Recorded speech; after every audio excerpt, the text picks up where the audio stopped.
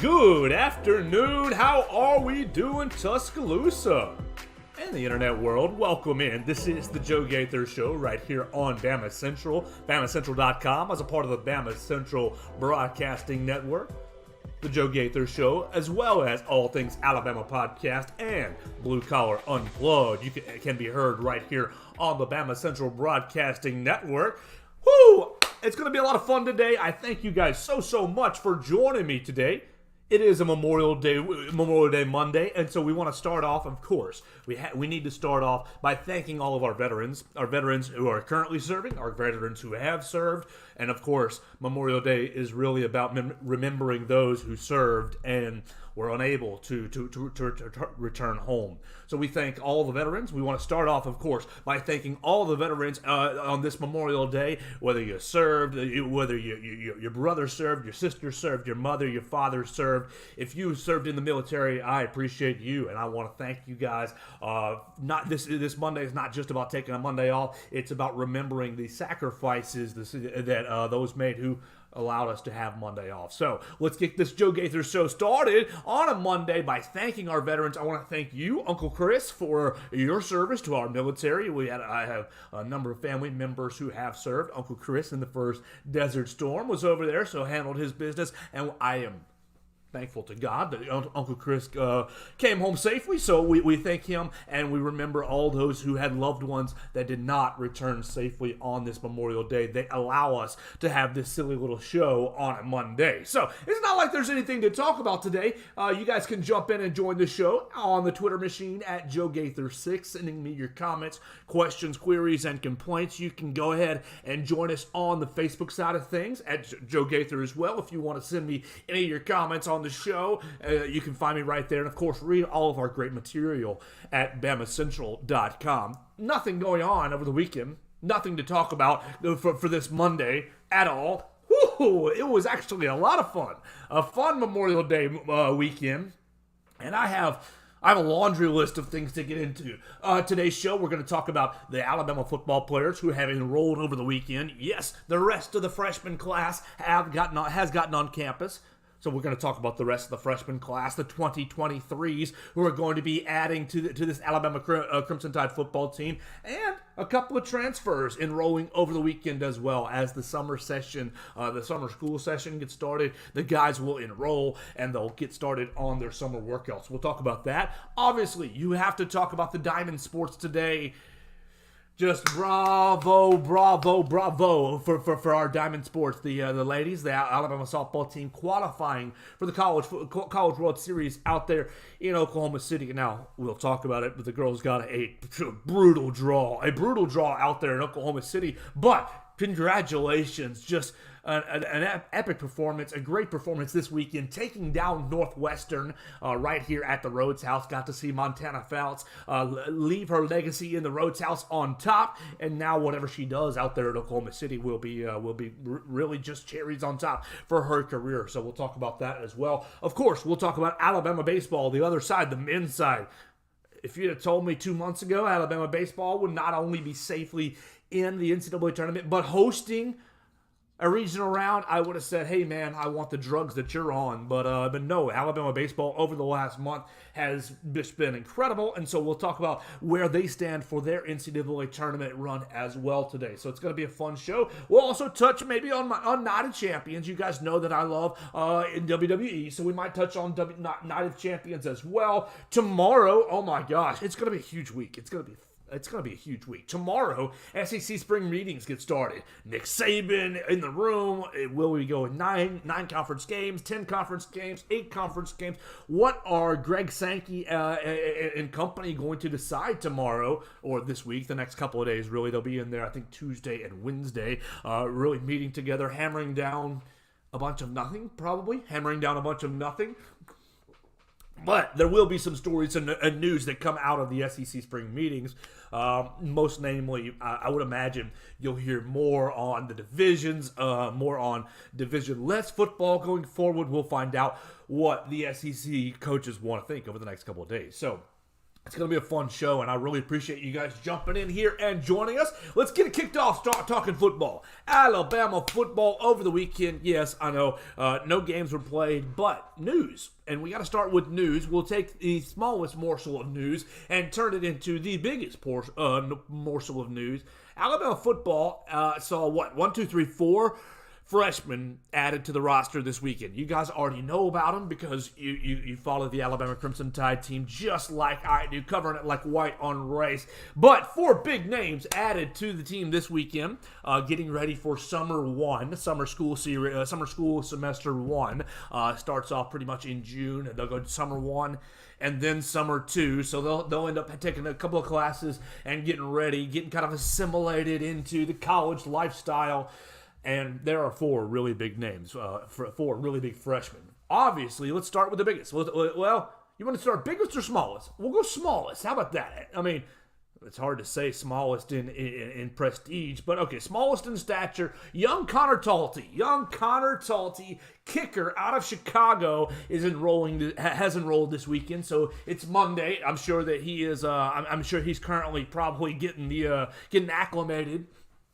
No school today due to Memorial Day, but I'm sure that he is still unpacking his gear, kind of figuring out where he wants to go on campus, getting into his clique. I'm sure the freshmen and the special teamers are all taking him under his wing. Did you see Connor Talty last week on social media? Oh my God! I don't know how beneficial or how useful it will be for an Alabama kicker to have his skill. But if you didn't see it last week on the social media machine, Connor Talty, training back home in the Chicagoland area, hit 22 miles an hour.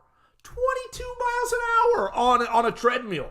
What's the fastest you've ever run on a treadmill? You know, I like to call myself an average Andy athlete, and I was that, barely average. I think the fastest speed ever hit on a treadmill was probably like, what, 14, 15 miles an hour? I don't know. It became really popular after my athletic days to put out those treadmill videos of guys trying to catch up and run. But Connor Talty this past weekend, last week really, hitting the social media with a 22-mile-an-hour sprint, being able to sprint that fast. So if you're covering kicks for Connor, Connor is going to get down there and cover those kicks for the Crimson Tide. Going to look forward to it. Maybe seeing that athleticism, or maybe that'll be useful in a fake field goal situation.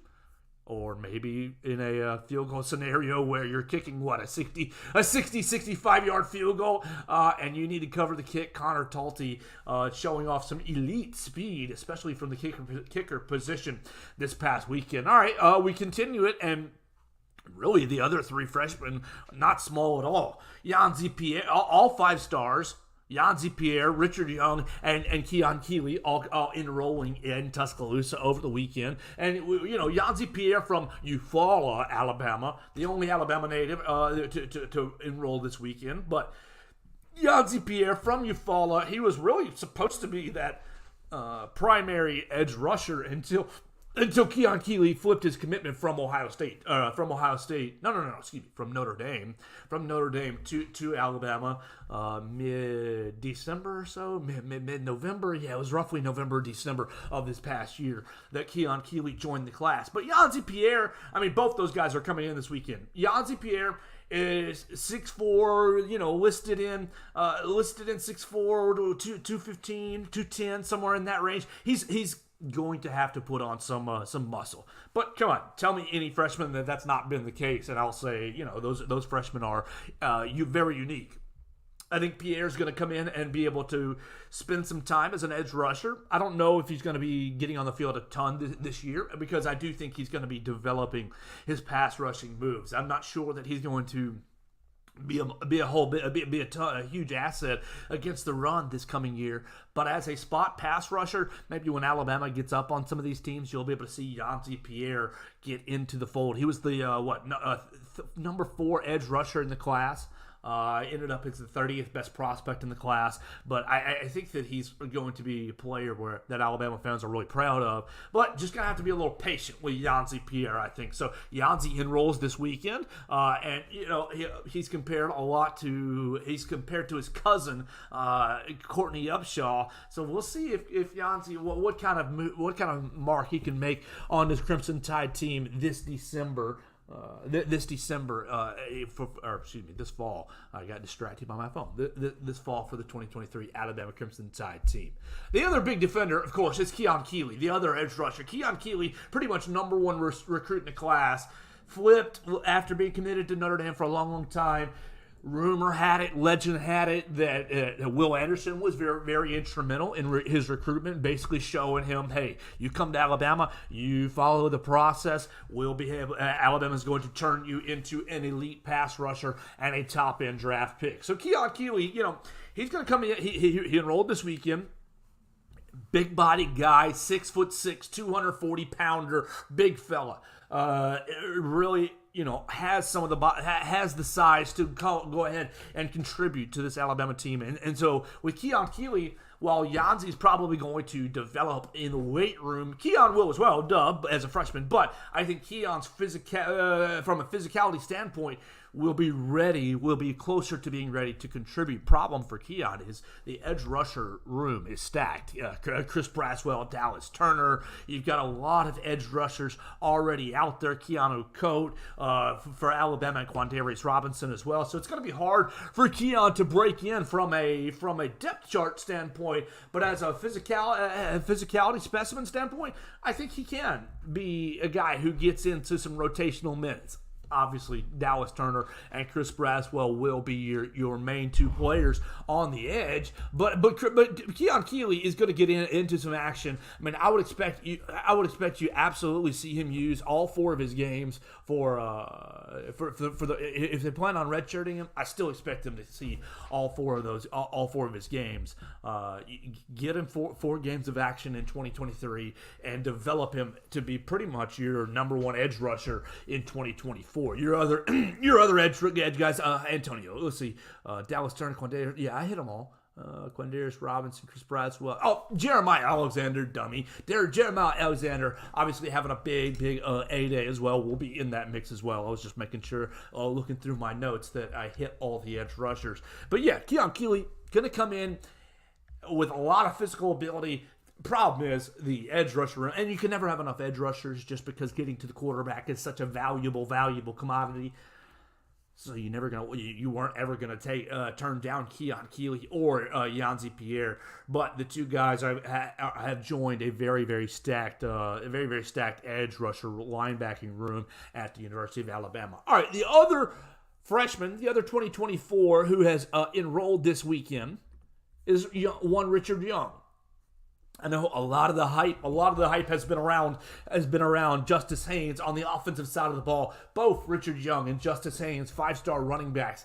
Richard Young coming out of Florida. Richard Young, I want to remind you guys, really was one of the first commits in this 2023 class. And Richard Young was one of the guys. I mean, Richard and Wilkin Formby took it upon themselves. I felt like, now granted this is a little bit outside looking in perspective, but I felt like Richard Young and Wilkin Formby kind of took it upon themselves to be the leaders of the class with Eli Holstein to recruit the rest of the class. You remember Richard Young, and I mean Keon Keeley had just come to Alabama for a visit, was still committed to Notre Dame, but it was Richard Young who basically put out on Twitter, "Hey Bama fans, don't worry, I'm going to get this guy." And Richard Young promising Alabama fans that he was going to ensure Alabama had a good recruiting class again. Now I don't know if it was Richard Young or if it was Nick Saban or the NFL or 16 years worth of pedigree, but we'll give Richard Young some credit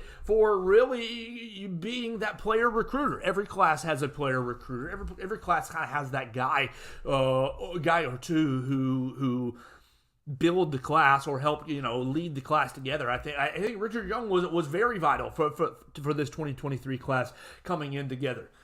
All right, so he's enrolling this weekend. Can he get on the field? It's gonna be a challenge. Keon Keeley has a huge depth chart to overcome and climb. Richard Young has, in my opinion, an even bigger depth chart to climb. You already know Jace McClellan and Roy Dell come into the season with the biggest edge on everyone just based off experience. Now, we know Jace and Roy Dell have dealt with minor injuries throughout their time. Well, not minor. ACLs are definitely not minor, but you've heard an ankle injury here and a quad injury there. They both, Roy Dell and Jace, have had ACL injuries. Both of them have overcome those, but they both suffered and had injuries throughout their time here on campus. They do come into the 2023 season as the lead dogs, but bearing right down their back is Jamarian Miller. Jamarian Miller out of Texas is, he's shown that he can be a do-it-all running back. I think he's shown that he can be a three-down back. Now, I don't know if he's going to be as dynamic a pass catcher as Jace McClellan is, but I think Jamarian Miller has a lot of power and has a lot of ability and has a lot of hunger and drive. So you got three running backs already with experience, and then boom, sorry Richard Young, your man Justice Haynes, who it seems like you guys are on a good page. It seems like y'all have a good relationship from the recruiting days, but your man Justice Haynes enrolled early. No harm, no foul. Justice Haynes enrolled early, and boom, he made the most of it. He really, really caught Nick Saban's eye during the spring. You all heard him. You all remember what Coach Saban talking about. What did he say? If you were a frog, what was the line? If you're a frog on a log, you wouldn't know that he's just a freshman. I think that was the line. If you're sitting on a log, I think he said, if you're a frog on a log, you wouldn't know that Justice Haynes is just a freshman. And he told the guys at 8A, the announcers, I believe it was Jordan Rogers and Cole Kubelik, I believe, were the commentators at 8A, and Jordan Rogers at least basically said that he asked Nick Saban about Justice Haynes, and he said that Nick Saban got that sneaky little smile and just said he's good, and so it was kind of that stamp of approval. Now, does that mean that Richard Young can't come in this weekend and really impress Alabama, really impress Robert Gillespie and Tommy Rees and Nick Saban over fall camp? No, he certainly can. He absolutely can. The issue is for Richard Young is you've already got four running backs who have kind of shown it a little bit, have kind of shown, Jace McClellan and Roy Dell Williams have at least shown the propensity to be lead running backs last season. Now you can say, Jahmyr Gibbs kind of took that moniker from those guys, and Jason Roy Dell showed you last year that you need a little bit more than those two. And that's why, hence, Jahmyr Gibbs got so many touches, and then hence became a top, 15 draft pick? Was he 12 to the Lions? 12, 14 to the Lions? So he became a top 15 overall draft pick. So, yeah, maybe Roy Dell and Jace are not going to be your answers. I love what you've done in the running back room. I love it, Nick Saban. I think that Jamarian Miller gives you physicality. And then you bring in Justice Haynes and Richard Young, and it basically says to Roy Dell and Jace, hey man, if you two guys get complacent at all, if you even had a thought, or if it even crept into your mind that, you guys were the heir apparents, the incumbents, and you just would walk right into the starting running back position and would get all the reps, here's two 5-star freshmen that we want to remind you are waiting for some reps. So Richard Young coming on campus, I think it rounds out the class. All the freshmen are now on campus. All the 2023s are here, ready for fall camp. We're obviously getting going with summer workouts. Summer one school semester starts, I believe at the end of the week. So I'll double check on that with some of my student friends. But summer one and summer two school semesters will get going for June and July. All the 2023s are now enrolled on campus. Very, very exciting. No hang-ups, no flips, nobody enrolling in a junior college. We love that. All right, so on the other side, you have the 2023s, but you also have three veterans. Three veterans enroll onto the team this week, enroll into campus this week, enroll at the university this week, and have joined the Alabama Crimson Tide football roster. Jalen Key, Trey Amos, and Tyler Buckner, the three transfers. So it's, we've kind of talked about these guys in the past before, but we'll go right over them again because they're now officially on the roster. We'll start with Jalen Key. We'll start with Jalen Key because I think Jalen Key might be might see the most playing time this year unless Tyler Buchner just walks in and blows away the quarterback competition. Jalen Key coming in, safety from the state of Alabama, from UAB. He spent 5 years at UAB, so he's coming into Tuscaloosa vastly experienced, which is a little bit of an area that Alabama safeties need some help in. You look in the safety room and you obviously see Malachi Moore, and you're like, all right, good, you're set with Malachi. And yes, I trust Malachi, definitely. But you look around after Malachi and you're like, whoa, the safety room doesn't have a whole lot of experience. Christian Story, I love you. You've been on the team a whole lot, a long time, but you haven't really taken that jump to be the leader. You haven't gotten yourself heavy playing time. Devontae Smith, not that Heisman winning Devontae Smith, but the other Devontae Smith hasn't really got himself to playing time either. Yes, Jake Pope has only been here 1 year. You look around the safety room and you're like, okay, there's a lot of question marks after Malachi Moore. And so, of course, we all know bringing in Caleb Downs, 5-star freshman, and he, by all accounts, is fulfilling the 5-star billing. Caleb Downs seems like he's going to walk right in and be that superstar level player, might contend for, SEC all-freshman team, might contend for SEC honors as a freshman. But you don't want to rely on a freshman. I mean, I don't. I don't think you do as an Alabama fan. I don't think you, look, we all remember Mika Fitzpatrick, and he was a great freshman, but you don't want to rely on a freshman. We all saw Derrick Henry early on as a freshman kind of look lost. It takes a while to get into the one, to play college football, 2, to learn the Alabama way, 3, when you're playing defensive back at Alabama, the pattern matching scheme is not the easiest to learn.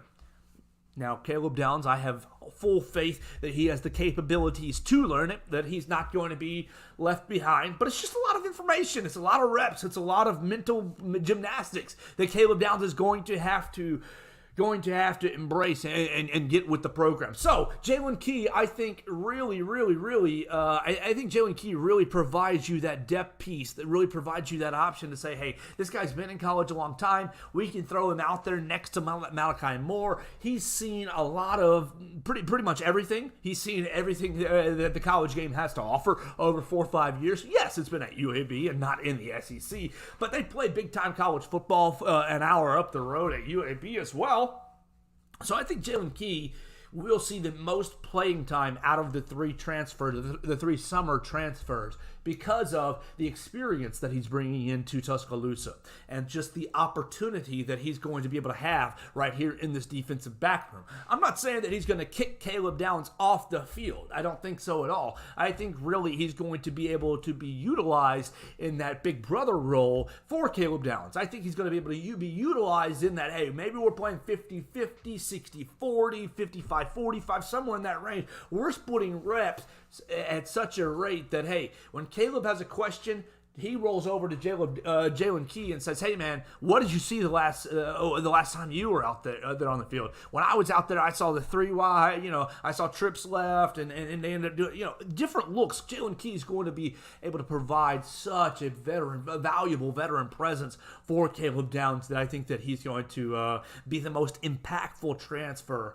unless Tyler Buchner just absolutely shocks me. All right, so before we hit Tyler Buchner, we'll go to the other defensive back. It's Trey Amos. Trey Amos, obviously, you guys, look, you're all Alabama fans, and maybe you're not, and you listen to me. I love you if you're not. I love you if you are. It doesn't matter. You want to hear about Trey Amos? Trey Amos transferred from the University of Louisiana, and he spent a couple of years there at Louisiana, and he sees an opportunity in the defensive back room that maybe I don't see, but Trey Amos is operating with more information than I am. Let's all be honest. I love Terrion Arnold. I love Kool-Aid McKinstry. I think Kool-Aid McKinstry might end up being top 10 NFL draft pick this coming up spring. I will love it if my Chicago Bears end up in a position to draft Kool-Aid McKinstry or a J.C. Latham, somebody with that pedigree. But Trey Amos comes in because Nick Saban has sold him on the fact, or on the at least possibility, that Terrion Arnold is not that dude, or Terrion Arnold is vulnerable. Terrion Arnold has some chinks in his game. Now, you saw that last year a couple of different times, namely against Texas specifically. It wasn't Terrion Arnold getting burned at Tennessee. Sorry, DeMarco Hellens. But Terrion Arnold did get hurt a couple of times against Texas, and I think Terrion Arnold he got picked on against Texas A&M despite making the game-winning play at the very end of the contest. He gave up, 160 yards, some odd yards receiving, but ended up coming away with the game-sealing pass breakup. So, really, really excited about Terrion Arnold personally. But Nick Saban maybe thinks that he wants to push him a little more. So he brings in Trey Amos. Who's played at Louisiana. And in conversation with scouts who have seen Trey Amos play, they see a prototypical type corner. They see a cornerback who has all the skills, but just all the tools and the raw ability. 6'1", 200 pounds, long arms, fast player. Just needs a little more refinement. And where else should you be refined as a cornerback than the University of Alabama and Nick Saban? Let's look over the last 16 years and check out the NFL and check out all the corners that are in the league that University of Alabama. I mean, going back to 2007, 8, Nick Saban's been putting out corners really since his second year with Kareem Jackson. So Trey Amos, you come to Alabama, develop a little bit. He's got multiple years of eligibility left. So even if he comes in and really doesn't crack the code right there at the beginning, I think that Kool-Aid McKinstry goes and gets drafted, and Trey Amos becomes a cornerback. Maybe it becomes a Trey Amos and Terrion Arnold cornerback combination in 2024, and maybe Nick Saban's just thinking 2 years down the line when he sees Trey Amos in the transfer portal. So we'll watch him as he comes in. I like defensive back play just because I think it's one of the hardest positions to play. But I will just be honest with you, the listener. I love Terrion Arnold. I think Terrion Arnold athletically has all the gifts and tools as well. So really, I'm pulling for Terrion Arnold to keep his starting position. And we'll just watch and see how that goes over the summer and over the fall. Lastly, on the transfer side of things, before we flip to the other sports, Tyler Buchner. Tyler Buchner comes into the program, and he's the hottest prospect. He's the hottest transfer, namely because of the position that he plays, quarterback. We've all been wondering since Bryce Young's last few minutes against Kansas State in the Sugar Bowl, who's going to be quarterback for Alabama in 2023. I think a lot of people were up on the Jalen Milroe, Ty Simpson, one or the other, A or B, B or A, back and forth all spring long. And you had a couple people, of course, in the Eli Holstein and Dylan Lonergan camp. I never really thought that those two guys would be able to crack the lineup over Ty Simpson and Jalen Milroe due to their experience. But you never know, and you still never know. Let's be honest, you still never know with under 100 days, 97 days, 96 days away from Alabama kicking off against MTSU. So you still never know. But Tyler Buchner enrolls this weekend at the University of Alabama, so it's official. It's officially a 5-way quarterback battle between Buchner, Ty Simpson, Jalen Milroe, Eli Holstein, and Dylan Lonergan.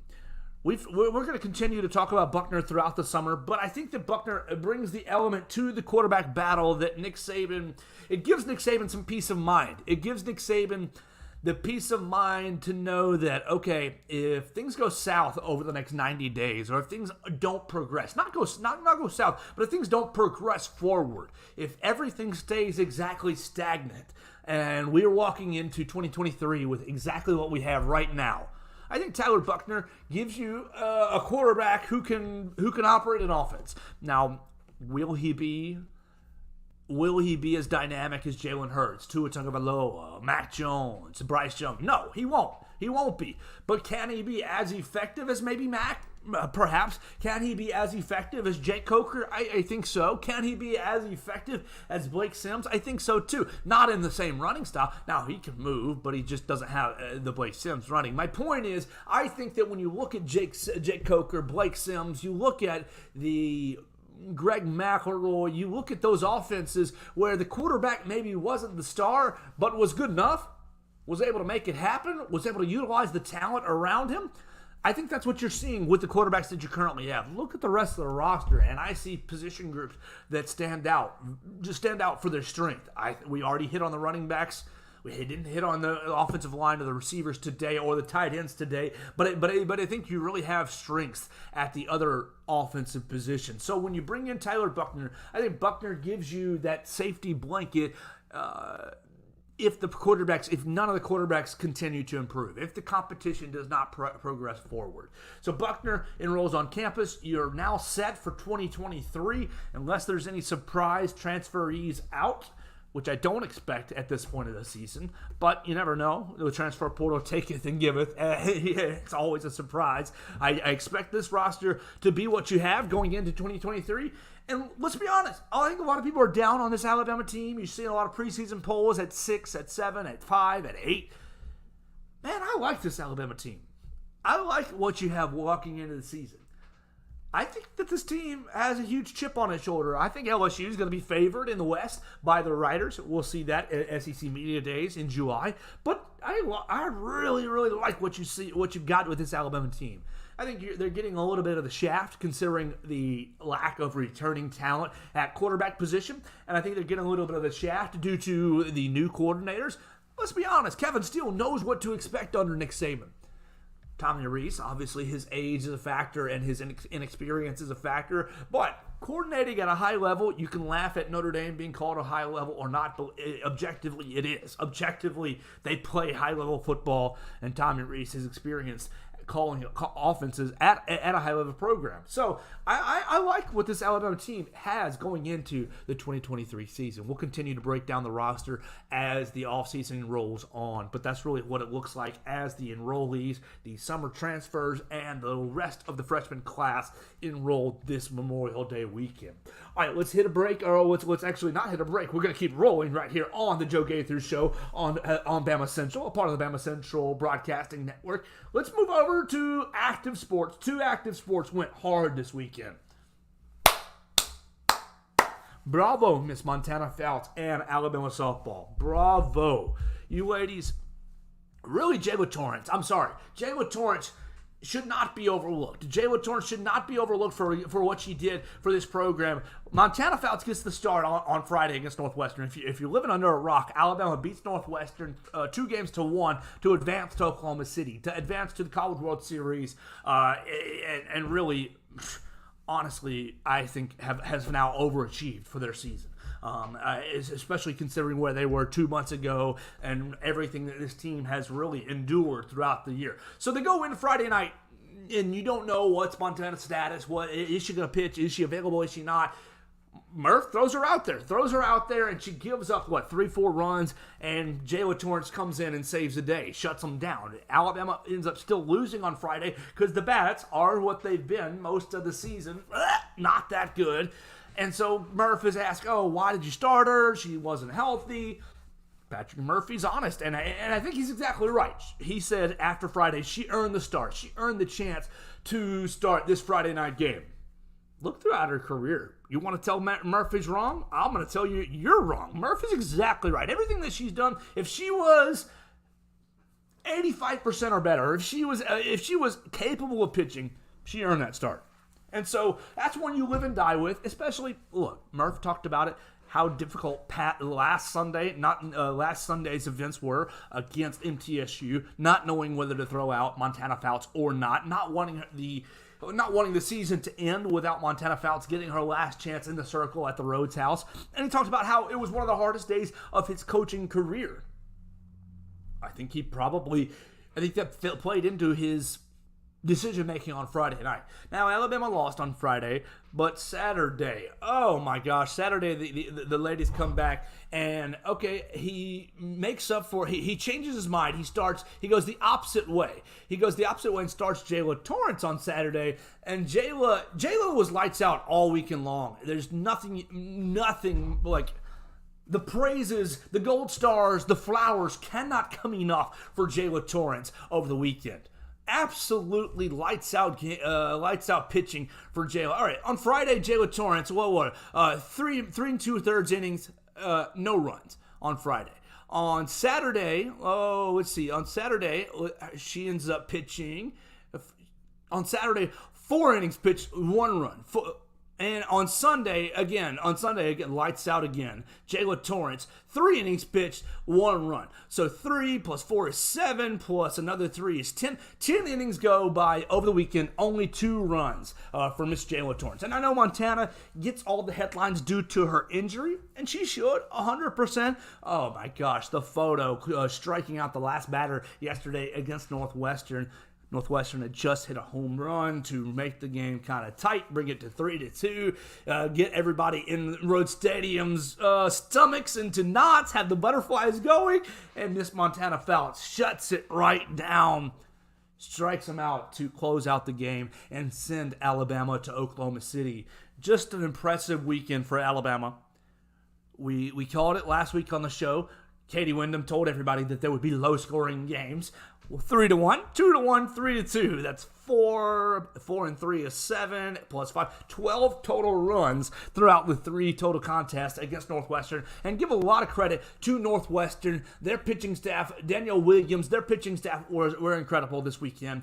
It just, Alabama had just a little bit too much, just had to do just enough on that Sunday to end up winning the game. Got a key hit from Allie Shipman in that Sunday game. A home run by a half an inch by Jayla Torrance on Sunday, and the home run that you absolutely needed. And so these girls are going to go out to Oklahoma City on Thursday, and you know what? They're just going to let it ride. They're going to give it their best shot on Thursday, and I think that, oh gosh, look at the bracket. The bracket did Alabama no favors this week. No favors if you're an Alabama softball fan. Now, let's just put it in a vacuum. We're thrilled to go to Oklahoma City. We're over the moon. And I stand by what I said 3 minutes ago. I do think at this point, the season has been a success. You have almost overachieved, especially considering all the bumps in the road, everything you've dealt with this year.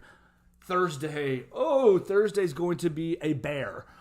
Thursday, Alabama kicks off the tournament. You kick off the tournament on ESPN, right? It's going to be at 11 o'clock Central Time, noon Eastern. 11 o'clock Central Time, Alabama kicks off the tournament with, the Tennessee Vols. Gross. The Tennessee Vols, who you lost to, 6-7 in the SEC tournament 2 weeks ago. You lost 2-1 up in Knoxville in March. So it's been a minute. You played Tennessee four different times this year. It beat you 3 times. Does that give Alabama an advantage this week on Thursday? I don't know. Now, the familiarity, I do like that. I do like the familiarity for our girls, especially considering the struggles you've seen at the plate. You saw Patrick Murphy move Ashley Prangy into the leadoff spot this past weekend, I think on Saturday and Sunday, and it worked out well. Golly, Ashley Prangy, where would you be without her? Thank the Lord she transferred from Ohio State. Ashley Prangy's been the only stick in this lineup, the only consistent stick in this lineup for 2 years. And I thank the Lord for you, Ashley Prangy. So Thursday, you're taking on Tennessee, and it's going to be a battle. It's going to be a real challenge. Now, if you're able to beat Tennessee, obviously they won the SEC, and I believe they won the SEC tournament as well. If you're able to beat Tennessee, well, congratulations. Your victory, your prize is you take on the winner of Oklahoma and Stanford on Saturday. Oh, shoot. Oh, now you do get a day off, but the prospects of playing number 1 seeded Oklahoma do not excite me. Oklahoma, probably your best team in college softball history. I mean, goodness gracious, what they have done, Patty Casso and company, what they have done over a 5-10 year stretch is just unbelievable. And that program is going to be in the SEC, so you're just going to have to get used to playing them. But this week, they're still in the Big 12 one more week. We all know they have an absolutely stupidly loaded roster. They obviously have a little bit of home field advantage, playing, 30, 40 minutes away from Oklahoma City. And so it's going to be a challenge for our ladies this week. You got thrown into the bracket with Tennessee, Oklahoma, and Stanford. If you can get out of that side, and play yourself into a championship next week, Patrick Murphy, you dirty dog, what a job you've already done. I think Murph, there were people who early in the year, you lost to Lehigh, you coming off not making supers last year, getting bounced out in the regionals. There were people, now right or wrong, I think wrong, but there were people wondering about Patrick Murphy's job security. And Murph's, throws up the, hey, just give us time, be patient. And where are we as the season ends? Oh, yeah, right back out there in Oklahoma City. We're going to have Miss Montana Fouts' career end on the softball's biggest stage, on the college softball's biggest stage out there at the World Series. So I'm really looking forward to our girls getting out there. You're going to be able to see our coverage. We're seeing a huge team out there. We're sending a team out to Oklahoma City, and I'm really excited to see Katie Wyndham. I believe Edwin Stanton as well are going to be out there, and they're just going to be covering Alabama softball like white on rice. You'll be able to see it on BamaCentral.com. They're getting out there, I believe, tomorrow for the press conferences, and really they're just going to cover everything for you on BamaCentral.com. So really looking forward to Alabama softball. The season continues at least one more week, and we will see if the ladies can really cap it off with a strong weekend ahead out there in Oklahoma City. All right, one more topic, one more sport to hit on. Alabama baseball, the Tide, they did it. The selection has been made. For the first time since 2006, Alabama baseball is picked to host a regional. Yeah, you heard that right. We're not just in the bubble. We're not just in the tournament. We're not in or out. We are so firmly in the tournament that the Tide got chosen as a regional host site. Alabama this weekend will be hosting Nicholls State, Boston College, and Troy. And that's going to be, it'll be it'll be cool this weekend. Come on, come to the Joe. If you're not glued to the TV watching the Alabama girls out there in Oklahoma City, come to the Joe on Friday night. Taking on Nicholls State. Cannot determine whether it's going to be 6 or 7, just based on the time zones on the internet. But it'll be right there on Friday night. Taking on Nicholls State. You'll be able to see, if you want to get in there early, see Troy and Boston College earlier in the day, I believe at 3:30. Alabama's familiar with Troy. You've beaten Troy twice already this year. Now Boston College, their baseball team, they've had a pretty good season. They've had 35-18. Had a nice little year in the ACC. They were bounced out of the ACC tournament by Clemson this past week. They ended up playing Wake Forest. They played a lot of good baseball teams this year. Wake Forest, Pepperdine, Florida State, Virginia Tech. Now we all remember Alabama was scheduled to take on Pepperdine earlier in the year, but some weather issues in California prevented that from happening. Well, Boston College made it out to California and took two out of 3 in Malibu. They ended up taking 2 out of 3 against Florida State. Now they lost to Wake Forest, top-seeded Wake Forest in a series, 2-1, and then they ended up losing 2-1 in a series to Clemson. So they played big-time college baseball this year. I think Boston College becomes the biggest, obviously the biggest opponent this weekend in the regionals. But just to have Alabama qualify for a regional after just the turtles, the issues, everything that they've been dealing with throughout the year. Look, they had some troubles during the early part of the SEC play. You all have been following the Brad Bohannon firing scandal. We now know that he was in contact with a former Little League coach, some sort of a coach out over there with connections to the University of Cincinnati. And look, that's a mess too. You put that mess behind you. The guys had a really good showing in the SEC tournament this past weekend. Yeah, you would have loved to have gone further. You would have loved to have gone 3-2. 2-2 is fun. It was a good week. It was a good week. We all know. I think Hoover is one of the most competitive tournaments that there are, and it stings to get eliminated in that fashion. But the consolation prize is, hey man, more postseason baseball in Tuscaloosa. Postseason baseball in Tuscaloosa is something that hasn't happened in almost 20 bleeping years. 20 minus 3 is 17 seasons it's been since postseason baseball has been right here in Tuscaloosa. So on Friday night, oh my gosh, will I be there? Oh, sweet. I think I'm going to be there. My man Chris Walsh asked me, and I absolutely said yes. I'm going to say yes to any opportunity I can. But Austin Hannon, of course, is leader, head chief in charge. Austin Hannon and Will Miller will be there at the Joe on Friday. I think I'm going to be there as well, and that's going to be a lot. I cannot wait. I'll be in the Joe if all the powers that be allow that, and I can't wait to bring you the coverage of that this weekend. Alabama qualifying for Super Regionals. I might be there to see it. Oh, man, it's going to be a fun week.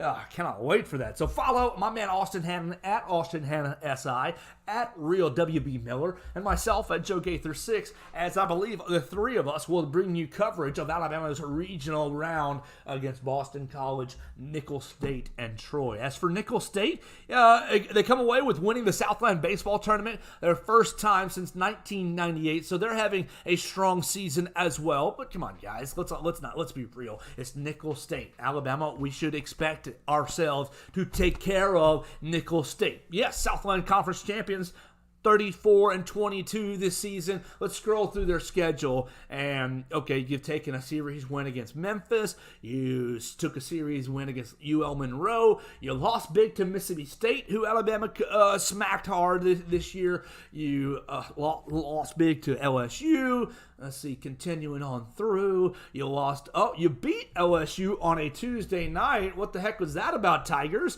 You continue to roll through, and that's really all you got for as far as Nicholls State. Now, beating LSU, going one-on-one with the Tigers, gives me just a tiny pause, and so we'll have to kind of follow what new interim head coach Jason Jackson will say this week, as Alabama is going to be hosting Nicholls State, Boston College, and Troy, with an eye on Super Regionals. Golly, if you'd told me Super Regionals would be realistic for this team, again, that's why I'm so over the moon about both the Diamond Sports having so much success. A month and change ago, I was out on both the Diamond Sports. I was ready. I don't mean to admit this, but I was ready for them to, go out with a whimper and have the football offseason really get ramped up, if you know what I'm saying. Watching the recruiting, watching basketball recruiting, and really getting fired up for fall camp. But now, golly, both the teams. Kudos, Jason Jackson. Kudos to you, Patrick Murphy, and all your players on both sides, buying into what is possible, buying into yourselves, believing in yourselves, turning inward, and really making the most out of the last 6 or so weeks of both of your seasons. I cannot wait to see what you do and how it ends for both of you guys. All right, just a couple minutes remaining here on the Joe Gaither Show on the BamaCentral Network as part of BamaCentral.com. You can watch us and listen to us on YouTube, Facebook, Twitter, on Spotify, Apple Music. We're putting out the podcast wherever podcasts can be found. Just want to touch real quick. You've made it this far. You can hear, look, the rest of the week, I'm going to be talking to Michael Bronner of WNSP tomorrow. My friend Michael Bronner will talk about all kinds of sports. We'll mostly probably talk about SEC spring meetings.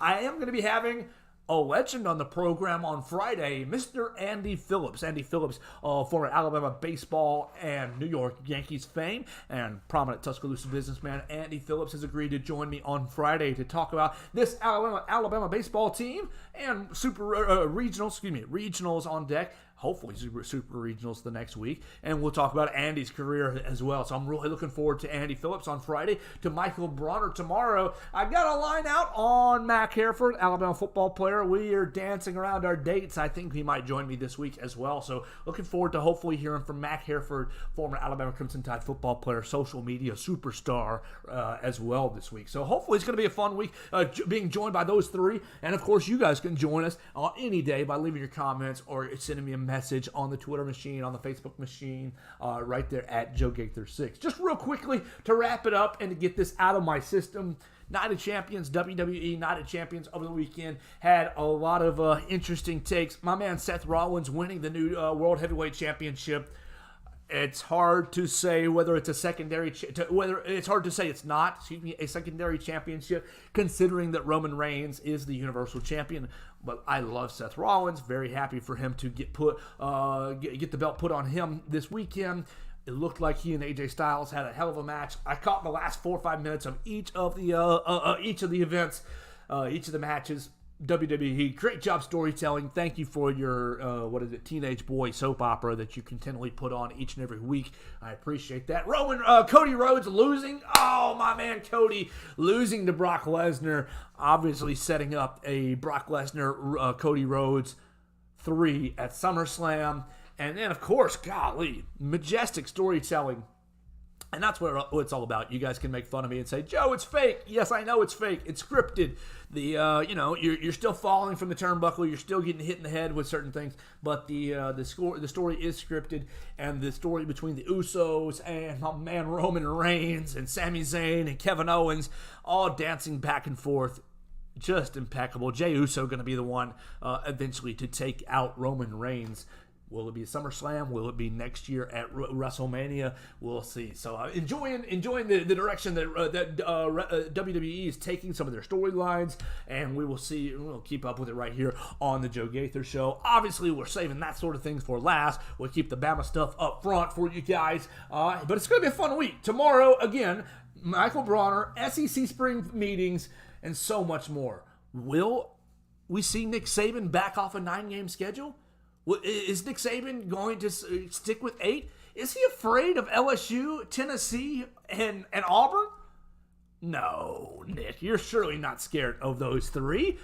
You're not afraid, Nick. That's not what this all boils down to. We'll talk about scheduling, divisions, and who Alabama's opponents will be tomorrow right here on the Joe Gaither Show on BamaCentral.com. This has been the Monday edition of the Joe Gaither Show. You're listening on the Bama Central Broadcasting Network. Big thanks to my man Chris Walsh. Follow him at Writing Walsh. Follow us at Bama Central on the Twitter machine. Find me at Joe Gaither 6 on the Twitter machine. And we'll be back tomorrow with another edition of the Joe Gaither Show. For me, the listener, for me, Joe Gaither, backwards already. For me, Joe Gaither, you the listener, I hope you have a happy Memorial Day. We appreciate all of our veterans who have served, our veterans who will serve, the families of veterans, and of course, more specifically, our thoughts, our prayers are with those who have lost their lives in service to the country. We thank you very much, and we hope you have a very happy Monday. Roll Tide. We'll be back with you tomorrow. See you later, guys. Roll Tide.